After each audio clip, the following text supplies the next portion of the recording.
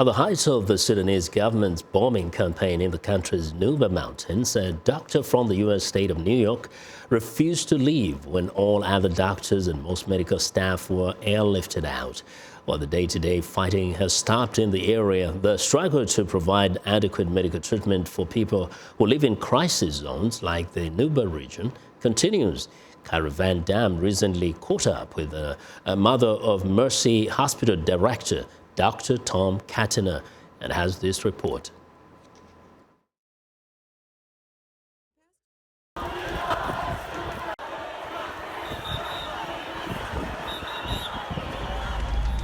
For the past 2 years, there has been no new fighting or aerial bombardment of the Nuba Mountains, something that had happened on a near-daily basis for 6 years.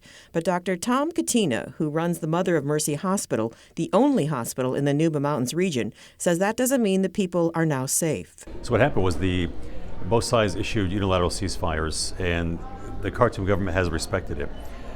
Now, having said that, I would still consider us as in a state of civil war because the battle lines are still drawn. There's not, the Sudan People's SPLA North soldiers are still there. The Sudan Army government is still ringed around us.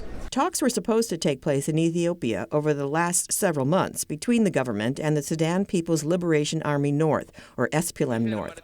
But similar peace talks that had been held in the past produced no tangible results. There was not really any common ground. They wanted one of two things. Their position was, one, what they wanted first was a secular government with no Sharia law, where parties had equal representation, there were free and fair elections, that people were not marginalized, that the African tribes were not treated as second-class citizens, everyone had equal rights. Some things that are a bit nebulous, and these things had to be enshrined in the Constitution somehow. But that didn't happen, and the talks failed. And now Bashir has an even bigger problem on his hands. Since mid-December, Sudan has been hit by hundreds of protests over rising prices and the collapsing economy. Demonstrators are calling for the resignation of President Omar al-Bashir. Officials say 30 people have died in protest-related violence so far, but Human Rights Watch says more than 50 people have been killed. Most of the deaths have been from sniper shots. So, I've seen pictures on Facebook. The government's trying to shut down internet and media outlets. A little bit of news has been leaking out. But I've seen pictures of, snipers perched up on rooftops doing headshots on some of the protesters.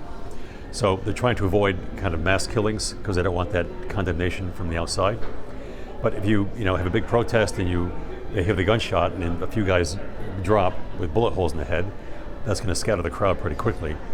So this has been their technique to try to little by little discourage the protesters. Catena says although the protests have distracted Bashir and he no longer bombs civilians living in the Nuba Mountains, the conflict between the government and the SPLA North in the area continues, and the Mother of Mercy Hospital still struggles to keep up with the needs of its patients. The other problems are still there. The cancers, the hernias, the people that need, women that need hysterectomy, bleeding problems, they tend to stay at home. They're afraid to even get on the road. There's no transport. They often stay at home. And quite frankly, they often die at home.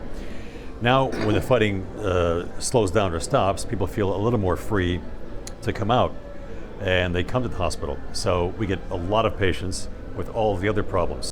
The kinds of problems that are typical of the tropical world: malaria, TB, leprosies, pneumonias, and cancers. Catena received the prestigious Aurora Humanitarian Award in 2017 from the Armenian community for staying with the people of Nuba during the worst of the fighting. In 2018, he'd been asked to be the face of the Aurora Humanitarian Initiative, which was created to inspire those who have received aid in time of crisis to express gratitude by offering the same kind of assistance to someone else. Dr. Catena is currently touring the United States and Europe to tell his story, hoping to convince others to help the people who put their lives at risk every day in countries at war. Carol Van Dam for VOA News, Washington.